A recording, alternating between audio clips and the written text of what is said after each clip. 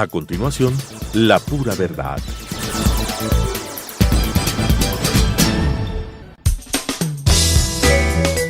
Clasificación B, bajo supervisión de un adulto.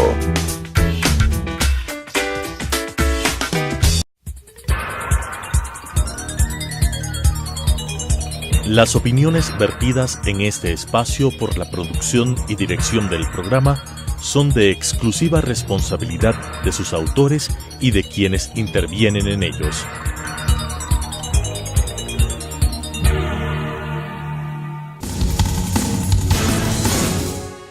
Debo reconocer que cuando escucho a un correísta usar la frase "la década ganada" o "defenderemos lo ganado", siento un vacío en el estómago. Me hace pensar en los socialistas del siglo XXI que antes del 2006 eran pobres y hoy van en helicóptero a comprar un ceviche, que gastan $21,000 en prostitutas extranjeras para una fiesta, que guardan la plata en tejados o lo entierran en caletas. Esta frase me hace pensar no solo en lo que nos robaron, sino que además lo presumen. Y no solo que lo presumen, sino que dicen que lo defenderán. Sí, hay algo peor que la corrupción, y es la corrupción sumada a la impunidad. Este tema es tan evidente y sensible para una sociedad que acaba de pasar por la década de mayor bonanza petrolera que el primer mandatario, Lenín Moreno, lo incluyó como primera pregunta en su consulta popular. No sabemos si acudiremos a las urnas en diciembre o a inicios del próximo año.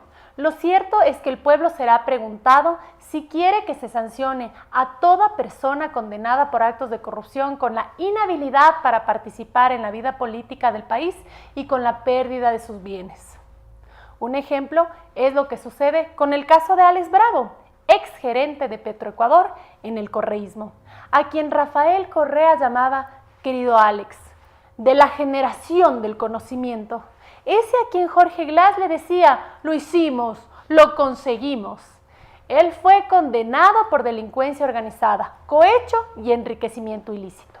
Por este último delito, la sentencia le obliga a pagar una multa de $7,500 y una indemnización de $360,000, es decir, que por lo rastreado por la justicia junto a Carlos Pareja Yanuseli, recibieron casi $12 millones en coimas. Pagan $500,000 en multas, cumplen la prisión de 3 años y salen a disfrutar los $11,5 millones robados al pueblo ecuatoriano. ¿Es esto lo que queremos como país? ¿Es este el ejemplo que queremos dejar a nuestros hijos? Debemos actuar de manera inmediata si no queremos que el cáncer de la corrupción haga gangrena en nuestro Ecuador. Debemos sancionar de forma ejemplar a todos quienes se atrevan a tomar un centavo que no les corresponde. Así lo propuse de manera oficial a la presidencia de la República y fue asumido de manera parcial. Considero que el planteamiento, la muerte política, es importante, no suficiente. La muerte civil, es decir, el cese de todos los derechos civiles al corrupto, es lo correcto. Pero también creo que el llamado a consulta popular con este tema abre una gran oportunidad para que debatamos lo que queremos como sociedad y cómo lograrlo. Para conversarlo, tenemos hoy en estudios al asambleísta de Creo, Fabricio Villamar, reconocido por su lucha frontal contra la corrupción. Soy Ana Mercedes Galarza, este es el espacio de opinión libre, La Pura Verdad. Y ahora iniciamos. Telesucesos Canal 29 UHF presenta La Pura Verdad, un programa de opinión política que analiza las temáticas de actualidad y de interés social, político y económico del Ecuador, con la conducción de Ana Galarza. La Pura Verdad. Cada año se paga $1 billón en sobornos y se calcula que se roban $2.6 billones anuales mediante la corrupción. Suma que equivale a más del 5% del Producto Interno Bruto mundial. Según el Programa de las Naciones Unidas para el Desarrollo, se calcula que en los países en desarrollo se pierde, debido a la corrupción, una cantidad de dinero 10 veces mayor que la dedicada a la asistencia oficial para el desarrollo.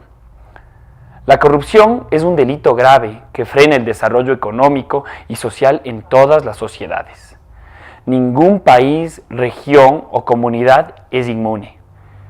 Sin embargo, hay factores que comparten los países con menores índices de corrupción como Nueva Zelanda, Dinamarca, Suecia o Suiza. Entre ellos, las libertades civiles, democracia, libertad de expresión e independencia de justicia. Lo mismo sucede al otro extremo de la lista, que hace Transparencia Internacional. Una sociedad sin libertades ni independencia judicial es espacio de proliferación de corrupción. Así sucede con Somalia, Corea del Norte, Siria, Libia o Venezuela, donde hay una altísima percepción de corrupción. La calificación para América Latina no es buena. Ningún país de la región está entre los 20 mejores puntuados. Con las mejores calificaciones está Uruguay en el puesto 21 y Chile en el 24. La calificación para Ecuador es avergonzante, 120 de 176. La peor calificación es para Venezuela en el puesto 160. ¿Puede esta iniciativa de consulta popular ayudar a disminuir la corrupción mientras sigue la Asamblea Nacional cooptada por una mayoría oficialista y una justicia obediente a una consigna partidista? Fabricio, bienvenido. Comencemos por algo. Se pregunta a la ciudadanía si queremos mayores sanciones para los corruptos. ¿Hay hoy más corrupción que en el pasado? ¿Qué consideras tú? Yo no sé si hay más corrupción en montos de porcentaje, pero termina siendo evidente que cuando hubo tal cantidad de plata, se robaron muchísima más plata, no sé si es que el mismo porcentaje que antes, pero es evidente que la corrupción existe. Sobre el tema de las sanciones, yo creo que esto debe llevarnos a un debate mucho más profundo, es decir, si bien la propuesta que hace el presidente de la República y que nosotros la habíamos planteado como necesaria, es decir, hay que castigar a los corruptos, pero además hay que hacerles devolver lo que se llevaron. Y hasta el momento, como tú mencionabas a la apertura del programa, lo que tienes es una mínima sanción, vaya, pague unos meses de cárcel y salga a vivir con lo ganado, con lo de su década ganada. Y esto debe llevarnos además a una conversación muy seria. ¿Y dónde queda el objeto del sistema penitenciario ecuatoriano que se supone que debería ser la rehabilitación? Si es que de aquí directamente los eliminamos de la posibilidad de existir civilmente, ¿dónde queda nuestro sistema penitenciario? Entonces, sí la pregunta, pero si en algo tenemos que distinguirnos de lo que dice el presidente de la República es que hay que ir mucho más allá. Se necesita una reforma profunda al Código Integral Penal. Es un Código Integral Penal, por ejemplo, que nos ha puesto cortapisas a los asambleístas para poder perseguir los casos de corrupción, a menos que exista el informe de la Contraloría. Y como el Contralor era puesto por Alianza País, ¿qué informe vamos a tener? Y además un informe que prescribe dentro de 7 años y los delitos contra la administración del Estado no prescriben. Por eso es una Fabricio, gran mentira. Es decir, a mí me gustaría que también le digas un poco a la ciudadanía, porque conoces muy bien, los dos somos asambleístas, pero tú que me acompañas en esta lucha contra la corrupción y sabes lo duro que es luchar contra Alianza País, ¿consideras que ahora ante lo insostenible de la situación, por ejemplo el caso Glass y todo lo que apunta a este movimiento político y cómo se ha llevado el dinero, ¿tú crees que ahora sí va, por ejemplo, el presidente de la Asamblea a decirles como buen pastor a su rebaño que apoyen el juicio político al vicepresidente?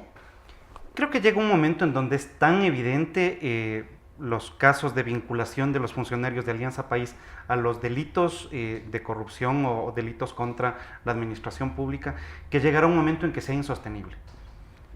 Políticamente posiblemente fue lo peor que les pudo haber pasado, es decir, no calcularon bien. Hubiera sido mejor que tengamos un debate público sobre nuestro pedido de enjuiciamiento político y básicamente, si es que no teníamos los votos, habríamos tenido el juicio y el señor salía exculpado de la Asamblea. Pero Alianza País nos sometió al resto de ecuatorianos a la vergüenza de no tener el juicio político, pero sí tener un juicio penal, que además termina con el vicepresidente preso.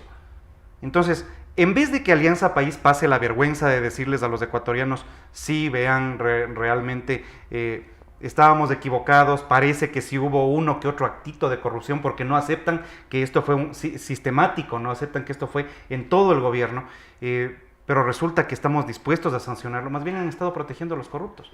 Y esto les obliga a que en este momento tienen esta doble sanción. O aceptan el juicio político y le dan la razón a la oposición, o impiden el juicio político y siguen quedando como protectores de corruptos. ¿Qué opinas de asambleístas que hacen y se muestran abiertamente opuestos a preguntarle al soberano, a esta consulta popular? ¿Qué opinas de ese tipo de actitudes? Yo creo que ahí hay mucho temor. Por primera vez no son los dueños de la verdad. Por primera vez la gente les regresa a ver a la calle y les saca de los restaurantes, les grita corruptos por todas partes. Por primera vez la gente siente la valentía, el empoderamiento suficiente para decir, aquí no hubo ninguna década ganada. O sea, capaz que ellos ganaron, pero la mayoría del Ecuador en este ejercicio perdió. Fabricio, la gente dice que existe ya legislación para combatir la corrupción y que la consulta popular sería inútil. Segundo, porque la ley no tiene carácter retroactivo. Es más, se podría decir que lo que se logra en la consulta popular no va a castigar a los que defienden lo ganado, sí, a los que lo presumen y también lo defienden. Y yo no sé qué puede sentir la sociedad al comprender que probablemente si es que el fiscal general del Estado no decide tener una verdadera independencia y el juez jurado podría quizás hasta sobreseer sobre los delitos contra la administración pública, quede, por ejemplo, el segundo al mando de esta banda delincuencial, alias Alianza País, en la total impunidad. ¿Cómo crees que se siente la gente? Bueno, a ver, yo creo que hay un hartazgo de la gente. Pero más allá de eso, ¿qué es lo que nosotros podemos hacer? Y lo que nosotros podemos hacer es plantearnos la necesidad de que tras esa consulta se requiere una reforma profunda al sistema judicial y se requiere una reforma profunda al Código Integral Penal. Entonces, es un Código Integral Penal que ha servido para perseguir a los que piensan diferente del gobierno. Es un Código Integral Penal que ha servido para condenar a las sanciones más bajas a los allegados del gobierno, a los que se les alcanzó a coger, porque el resto ya están en Miami, el resto ya se fueron del país, están en otros lugares. Bélgica. O peor todavía, están ocupando puestos en la Asamblea. Entonces, bueno, lo que se viene es, sí, hay que apoyar la consulta, pero con matices. Y parte de los matices es decir, no se acaba en la pregunta, no se acaba en la incorporación en el texto constitucional o en la incorporación de la ley, decir sí, vamos a castigar a los corruptos, no es por ahí. Se necesita una reforma muy profunda reconociendo que el sistema judicial también fue cooptado por el anterior gobierno. Fabricio, hay algo que me lleva a pensar que si tenemos todo este nivel de corrupción, porque sí ha sido el gobierno más corrupto, porque en realidad ha sido uno de los gobiernos con más recursos económicos de toda la historia de la República del Ecuador. 300.000 millones de dólares, imagínense ustedes 300.000 millones de dólares.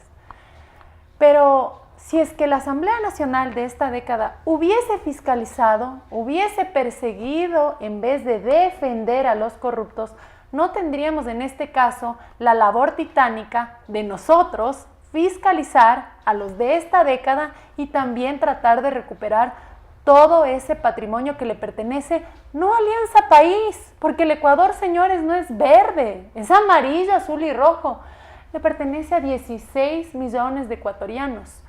¿Qué crees tú que castigo deberían tener aquellos asambleístas que no cumplieron con su deber constitucional y que además cobraron jugosos sueldos para simplemente obedecer órdenes del presidente del ático de Bélgica? El primer castigo no lo imponemos nosotros, el primer castigo lo tiene que imponer la ciudadanía. Correcto. Y es, no se puede volver a mandar a representarte a gente que no está cumpliendo las funciones que tenemos los asambleístas, que son dos, legislar y fiscalizar. Sobre legislación, lo que se producía siempre era lo que mandaban desde la presidencia. Y en casos de fiscalización, pero es que no han hecho absolutamente nada. La fiscalización no es un ejercicio de venganza. La fiscalización no es un ejercicio de persecución. La fiscalización es básicamente un ejercicio de transparencia. ¿Por qué? Porque los funcionarios públicos no es que no tienen que rendirle cuentas a nadie, tienen que rendirle cuentas a los ecuatorianos. Y los representantes de los ecuatorianos, provincia por provincia, son los asambleístas. Por lo tanto, es en la asamblea en donde tiene que darse esa rendición de cuentas de los funcionarios públicos. Ahora, si es que en la asamblea no quieren fiscalizar, es decir, no quieren transparencia en definitiva, ¿no es cierto? Resulta que es evidente que ahí estuvieron protegiendo a sus compañeros. Y este compañerismo termina siendo muy malentendido. Podríamos decir que todas las tendencias políticas buscan lo mismo de diferentes maneras. Todos estamos buscando que la gente deje de ser pobre. Todos estamos buscando mejor educación. Todos estamos buscando buenas relaciones internacionales y todos estamos buscando que la plata alcance para todo lo que se necesita. Pero lo planteamos de formas diferentes. Ahora, cuando hay un grupo político que descuida esa parte que es defender los intereses de los ecuatorianos y comienza a defender los intereses de los compañeros, de los camaradas, de los militantes, resulta que pierden el objetivo para el cual la gente les mandó a la asamblea. Fabricio, hablando de transparencia, esta consulta tiene que ser contabilizada por una institución que ha generado serias dudas en la ciudadanía, Consejo Nacional Electoral. ¿Qué expectativas tienes? Hay gente que más allá de sus niveles morales o éticos, termina aliándose al poder. Y ahora el poder cambió de manos, ya no está en el señor de Bélgica, está en el señor de Carondelet. Entonces no te quepa dudas de que ese Consejo Nacional Electoral estará al servicio de quien tiene el poder actualmente. Y es lo que va a pasar en todos los ministerios. Todos los que se creían correístas acérrimos en un momento determinado van a girar. ¿Por qué? Porque lo que buscan es el poder. Pongámoslo de esta manera. Hay asambleístas que son absolutos desconocidos, que llegaron a ocupar ese espacio, que nunca hablan, que nunca plantean absolutamente nada. Chico silencio. Exactamente, pero llegaron a ese puesto. ¿Cómo llegaron? Llegaron por la popularidad de un candidato mucho más fuerte. Pues bueno, en este momento resulta que el poder lo tiene esa persona y en algún momento van a tener que rendirle pleitesía a esa persona. Los que sean absolutamente radicales, los correístas radicales o los enfermos del poder anterior, terminarán aislados para el futuro. Y eso le abre una posibilidad al Ecuador. Y la posibilidad es finalmente poderse sentar a conversar en la asamblea. Mira, conversar entre políticos no es malo. Los acuerdos por abajo de la mesa son los que no hay que permitir. Las cosas se tienen que hacer transparentemente. Yo supongo que a la gente de Alianza País le debe interesar que tengamos éxito en lo económico. A nosotros también. Lo único que decimos es que el camino seguido durante 10 años y medio ha sido equivocado. Y cuando los ecuatorianos voten por la eliminación de la ley de plusvalía, por ejemplo, estarán dándole un jalón de orejas a el manejo económico de los últimos 10 años y medio y dándonos la razón. ¿Qué te hace pensar esta consulta? ¿Es tongo nada más? Porque le pone a María Alejandra Vicuña, que es la vicepresidenta encargada, a que promueva el voto a favor de la consulta popular que está promoviendo Lenín Moreno. Pero María Alejandra Vicuña fue asambleísta en la pasada función legislativa y ella defendía, promovía en ese entonces la reelección indefinida para que podamos votar tantas y cuantas veces queramos por Rafael Correa y además, ¿saben por quién? Jorgito Glass. Entonces, ¿qué confianza nos puede dar del discurso de Lenín Moreno y de las decisiones que toma?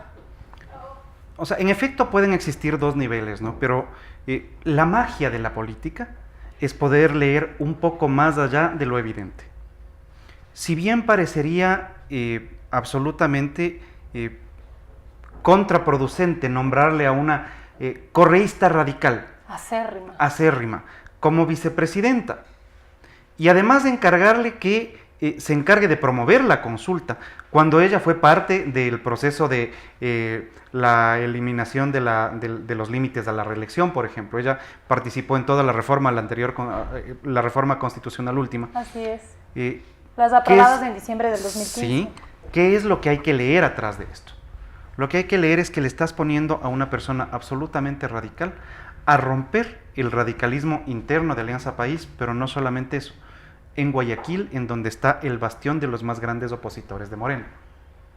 Por lo tanto, en la práctica podría tratarse de una jugada maquiavélica que puede darle resultado al presidente de la República, porque nada dice que la señora Vicuña se vaya a quedar mucho más en el puesto. Lenín Moreno está siendo asesorado por genios anticorreístas, porque inclusive, y me atrevería a decir que parte de su gran popularidad, esa gran popularidad que goza en este momento, es porque está cumpliendo nuestro plan de gobierno, Fabricio. La propuesta de la consulta popular fue propuesta ¿de quién? De Guillermo Lasso. Entonces, ¿te atreverías a decir que hay alguien detrás de Lenín Moreno que quizá tenga un cargo de conciencia inmenso por todo lo que le ha hecho Rafael Correa, disfrazado de obras? Porque decir que tenemos obras es muy bonito, pero obras que les han permitido ser los corruptos más grandes de la historia es otra cosa. ¿Qué opinas tú de eso? A ver, sobre lo segundo, obras con plata hace cualquiera.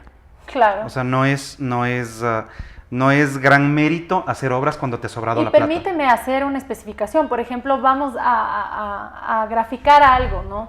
Que no necesariamente todas las mega obras que promueven han sido funcionales para el país. Toda Pilatón empieza con un presupuesto de 120 millones de dólares. Termina costando 600 millones de dólares. Es construida, ¿por quién? Por Odebrecht. ¿Y sabes cuántos kilovatios de electricidad nos entrega como Ni país? Ni para cargar un celular. Cero, nada. Ahí están, 600 millones de dólares contratados con Odebrecht, y justamente por esa obra es que Alexei Mosquera recibe ese $1.000.000 que Rafael Correa lo santifica como acuerdo entre privados. Entonces, claro, como tú decías, con plata cualquiera hace obras, pero por lo menos obras que sirvan, pues, señores revolucionarios. A ver, te decía, con plata obras hace cualquiera. Y me preguntabas quién está asesorándole y si es que están siguiendo el plan de gobierno que nosotros habíamos presentado en campaña. Hay un dicho que tienen los ecuatorianos y que dice, una cosa es con guitarra y otra cosa es con violín.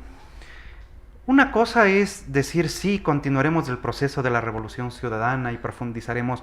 Bueno, llega un momento en que te das cuenta de que el Estado está quebrado, de que la gente no tiene trabajo, de que tienes un endeudamiento agresivo externo que no es que lo va a pagar el señor que está en Bélgica, lo pagan los que nos quedamos aquí. Lo mismo que pasó con el caso de la dolarización.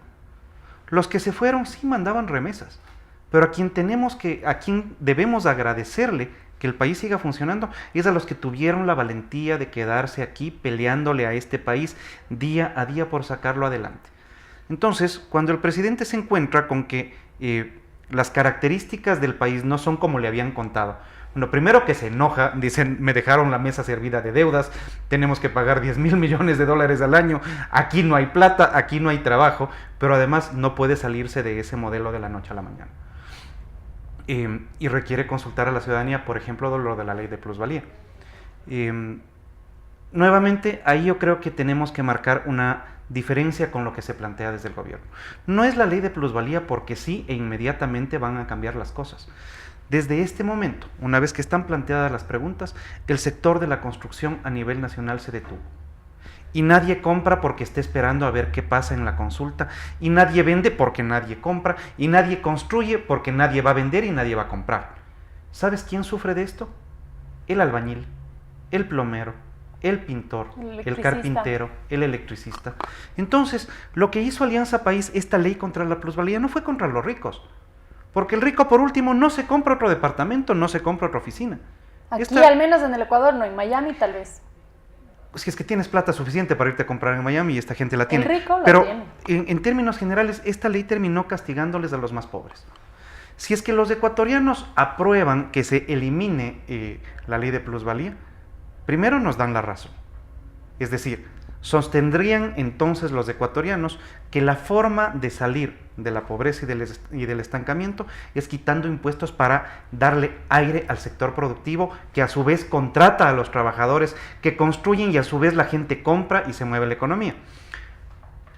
Y mientras tanto, mientras llegamos a ese punto, resulta que está parada la inversión en bienes raíces. ¿Qué es lo que tenemos que hacer en este momento? Hay que proponer una ley para suspender los efectos de la ley actual vigente hasta que salgamos de la consulta. Eso es trabajar por la gente.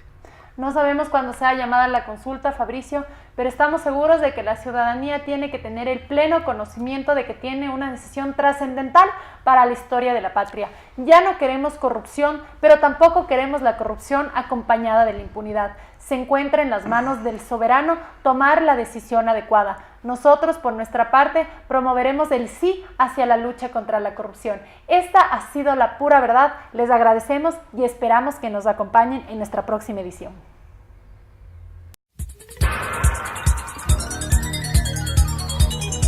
Las opiniones vertidas en este espacio por la producción y dirección del programa son de exclusiva responsabilidad de sus autores y de quienes intervienen en ellos.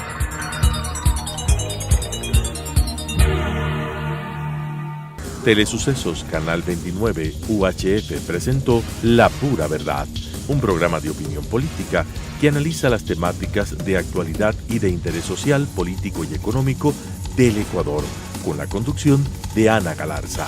La Pura Verdad.